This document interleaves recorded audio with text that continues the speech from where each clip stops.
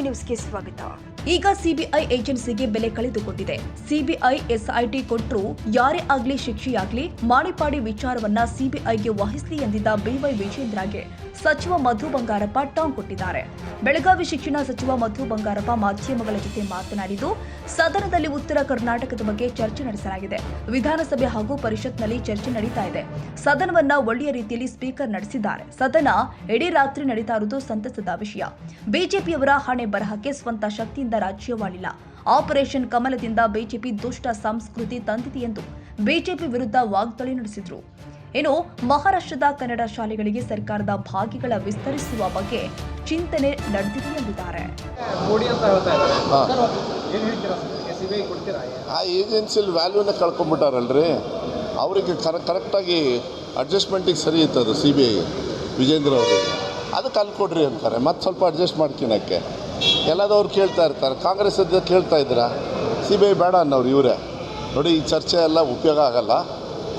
ನೀವು ಪ್ರಶ್ನೆ ಕೇಳಿದ್ರಿ ಇಲ್ಲೇ ನನಗೆ 24 hours ಬ್ಯಾಕ್, ಏನು ಸರ್ ಇಲ್ಲಿಂದ ಬಂದಿದ್ರಿ ಬೆಳಗಾಂ ಚರ್ಚೆ ಇಲ್ಲ ಅಂತ ಶುರುವಾಗಿದೆ.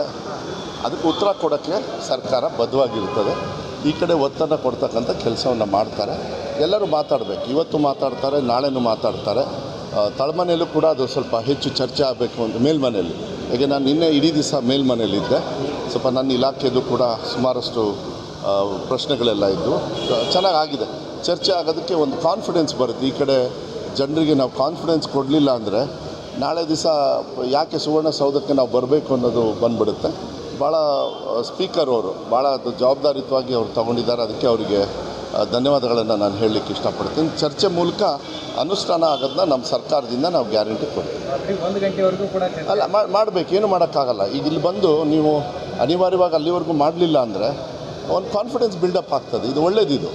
ವಿರೋಧ ಪಕ್ಷದವ್ರಿಗೆ, ನಮಗೆ ಎಲ್ಲರಿಗೂ ಕೂಡ ಈ ಕಡೆ ಭಾಗದ ಜನರು ಇಷ್ಟೊಂದು ಸಂಪೂರ್ಣವಾಗಿ ಸರ್ಕಾರನೇ ಇಲ್ಲಿ ಬಂದು ಬೆಳಗಾಮಲ್ಲಿ ಇದೆ ಅಂತ ಹೇಳಿದರೆ ಒಂದು ವಿಶ್ವಾಸದ ಒಂದು ದಿನ. ನಿನ್ನೆ ಪಾಪ ಐತಿಹಾಸಿಕವಾಗಿರ್ತಕ್ಕಂಥ ಒಂದು ದಿನ.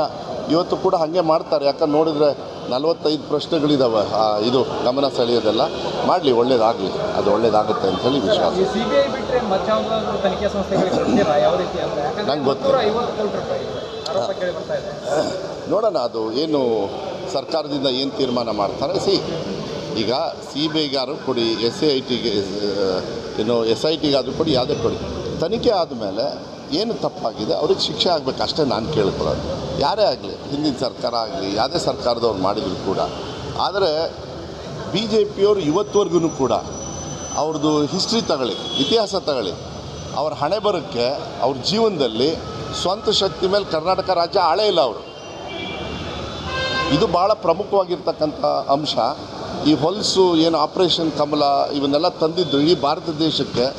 ಇವತ್ತು ಕೂಡ ಏನು ಸೆಂಟ್ರಲ್ ಗೌರ್ಮೆಂಟಲ್ಲಿ ಮಾಡ್ತಾ ಇದ್ದಾರೆ ಎಲ್ಲದೂ ಕೂಡ ಇಲ್ಲಿಂದನೇ ಸೃಷ್ಟಿಯಾಗಿದ್ದು. ಇದು ನಿಲ್ಲಬೇಕು, ಅದು ಇಲ್ಲೇ ನಿಲ್ಲಬೇಕು, ಅಷ್ಟೇ ನಾನು ಕೇಳ್ಕೊಳ್ಳೋದು. ಯಾವುದೇ ತನಿಖೆ ಆದ್ರೂ ಅದು ಒಂದು ಘಟ್ಟಕ್ಕೆ ಸೇರಬೇಕು, ಅದಕ್ಕೆ ಉತ್ತರ ಕೊಡಬೇಕು ಅಷ್ಟೇ. ನಿಮ್ಮ ಇಲಾಖೆಗೆ ಸಂಬಂಧಪಟ್ಟಿದ್ದು ಈ ಮಹಾರಾಷ್ಟ್ರದಲ್ಲಿ ಕನ್ನಡ ಶಾಲೆಗಳ ಮಕ್ಕಳು ಕಲಿತಾ ಇದ್ದಾವಲ್ಲ, ಅಲ್ಲಿ ಏನಾದರೂ ಶಿವಭಾಗ್ಯ ನಾನು ವಿಶೇಷ ಕರ್ನಾಟಕದ ಯೋಜನೆಗಳನ್ನು ಜಾರಿ ಮಾಡ್ತೀರಾ ಅಲ್ಲಿ ಕನ್ನಡ ಮಕ್ಕಳಿಗೆ? ಅದು ನನಗೆ ಗೊತ್ತಿಲ್ಲ. ಯಾಕೆಂದರೆ ಇದು ನೋಡೋಣ, ಯೋಚನೆ ಮಾಡೋಣ. ಪಾಪ ಅಲ್ಲಿ ಕೊಟ್ಟ ಮೇಲೆ ಬೇರೆ ಅಲ್ಲಿರೋ ಮಕ್ಕಳಿಗೆ ಬೇಜಾರಾಗಬಾರ್ದು. ಅದನ್ನು ಯಾವ ರೀತಿ ಮ್ಯಾನೇಜ್ ಮಾಡೋದು, ಮಹಾರಾಷ್ಟ್ರ ಶಾಲೆಗಳನ್ನೇ ಬೇರೆ, ಕನ್ನಡ ಶಾಲೆಗಳನ್ನು ಬೇರೆ, ಅದು ಬೇರೆ ಪ್ರಶ್ನೆ. ನಮ್ಮ ಸರ್ಕಾರದ ಹಣ ಅಲ್ಲಿ ಹೋದಾಗ ಯಾವ ರೀತಿ ಬರುತ್ತೆ ಅದೆಲ್ಲ ಬರ್ತದೆ. ಅದು ಕಾನೂನಿನ ಇದು ತಗೊಳ್ಬೇಕಾಗ್ತದೆ. ನನಗೆ ಗೊತ್ತಿಲ್ಲ. ಅದನ್ನು ಮಾಡಿದರೆ ಅವರೇ ಕೊಟ್ಬಿಡ್ಲಿ ಅತ್ಲಾಗೆ ಶಿವಭಾಗ್ಯ, ಅವರೇ. ಬಟ್ ಹಂಗಂದ ತಕ್ಷಣ ಅಲ್ಲಿರೋರಿಗೆ ನಾವು ಕೊಡಬೇಕು ಅಂದರೆ ಅದು ಬೇರೆ ಥರದ ಕಾರ್ಯಕ್ರಮನೇ ಆಗುತ್ತೆ. ನೋಡೋಣ, ಅದೇನಾದ್ರು ಇದ್ದರೆ ನಮ್ಮ ಕಡೆಯಿಂದ ಕೊಟ್ಟು ಅವ್ರಿಗೇನು ತೊಂದರೆ ಇಲ್ಲ ಅಂದರೆ ಮಾಡೋಣ. ಅದು ಒಳ್ಳೇದು ಕೊಡಬೇಕು ಮಕ್ಕಳಿಗೆ. ಎಲ್ಲ ಫ್ಲಾಪ್ ಆಗುತ್ತೆ. ಇನ್ನೆಲ್ಲ ಬಿಡ್ರಿ, ಅವ್ರದ್ದೆಲ್ಲ ಪಿಕ್ಚರ್ ಬಿಟ್ಟು ಹೋಯ್ತು. ಅದು ತೊಗೊಂಡು ಏನು ಮಾಡ್ತೀರ? ಸರ್ಕಾರಿ ಶಾಲೆಗೆ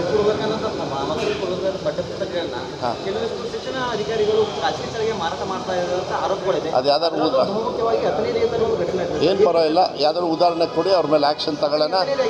ಒಂದು ನಿಮಿಷ. ಈಗ ಯಾವ ತಿಂಗಳಲ್ಲಿದ್ದೀವಿ ನಾವು? ಡಿಸೆಂಬರಲ್ಲಿದ್ದೀವಿ. ಸ್ಕೂಲ್ ಶಾಲೆ ಓಪನ್ ಆಗಿ ಎಷ್ಟು ದಿವಸ ಆಯಿತು?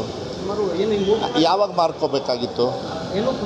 ಜೂನ್ ಕೊಡಿ, ಉದಾಹರಣೆ ಕೊಡಿ, ಉದಾಹರಣೆ ಕೊಡಿ, ಅಲ್ಲಿ ಕೊಡಿ ನನಗೆ ಅಡ್ರೆಸ್ಸು, ಸ್ಕೂಲ್ದೆಲ್ಲ ಕೊಡಿ. ಹಂಗೆ ಬರೋದೇ ಇಲ್ಲ. ಯಾಕೆಂದರೆ ನಾವು ಕೊಟ್ಟಿರ್ತೀವಲ್ಲ, ಅದು ಲೆಕ್ಕ ಕ್ಲೀನಾಗಿ ಬರ್ತದೆ. ಎಲ್ಲ ಆನ್ಲೈನಲ್ಲಿ ಇರ್ತದೆ, ಏನೂ ತೊಂದರೆ ಏನಿಲ್ಲ. ಆ ಥರ ಏನಾರು ಅವ್ಯವಹಾರ ಆಗಿದ್ದರೆ ಅವ್ರ ಮೇಲೆ ಆ್ಯಕ್ಷನ್ ತೊಗೊಳ್ಳೋದು ಉದಾಹರಣೆ ಕೊಡಬೇಕು. ಒಂದು ಶಾಲೆನ ಇಡೀ ರಾಜ್ಯಕ್ಕೆ ನಾನು ನಿನ್ನೆನೂ ಕೂಡ ಇದೇ ಹೇಳಿದೆ.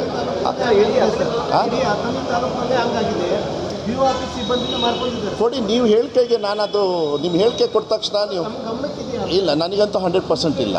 ಆ ಥರ ಏನಾದ್ರು ಇದ್ದರೆ ಆಮೇಲೆ ಕೆಲವು ಆಫೀಸರ್ಸ್ ತಪ್ಪು ಮಾಡಿದ್ದಾರೆ, ಅದ್ರ ಮೇಲೆ ಆಗಲೇ ನಾವು ರಿವ್ಯೂ ಮಾಡಬೇಕಾದ್ರೆ 2.5 ತಿಂಗಳ ಹಿಂದೆ ಇಲ್ಲಿ ಬೆಳಗಾಮಲ್ಲಿ ನಾವೆಲ್ಲ ಭೇಟಿ ಮಾಡಿ ಆವಾಗಲೇ ಆ್ಯಕ್ಷನ್ ತೊಗೊಂಡಿದ್ದೀವಿ. ಅದು ಬರೀ ಬುಕ್ಸ್ ಅಲ್ಲ, ಬೇರೆ ಬೇರೆ ವಿಚಾರನೂ ಕೂಡ. ಕನ್ನಡಿಗರ ಮೆಚ್ಚಿನ ನಿಮ್ಮ AJ 24/7 ನ್ಯೂಸ್ ಕನ್ನಡ ವಾಹಿನಿ ಇದೀಗ ಟಿವಿಯಲ್ಲಿ ಲಭ್ಯ. ವೇಳೆ ನೋಟಿಸ್ ಕೊಟ್ಟಿದ್ರೆ ವಾಪಸ್ ತಗೋತೀವಿ. ಇವತ್ತು ವಕ್ಫ್ ಪ್ರಾಪರ್ಟಿ ಅಂತೇಳಿ ಬರ್ತದೆ ಅಂತ ಹೇಳಿದ್ರೆ ರೈತರು ಬೀದಿಗೆ ಬದಲು ಏನು ಮಾಡಬೇಕಾಗುತ್ತೆ? ಯಾರು ವೋಟ್ ಹಾಕಿಲ್ಲ ಅಂದ್ರೆ ಗ್ಯಾರಂಟಿನೆಲ್ಲ ಸ್ಟಾಪ್ ಮಾಡ್ಬಿಡ್ತೀವಿ.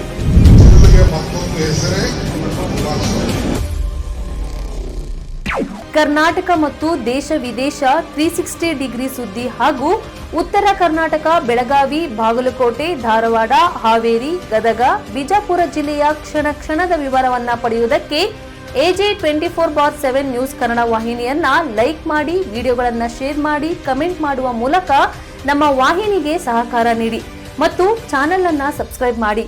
ಧನ್ಯವಾದಗಳು.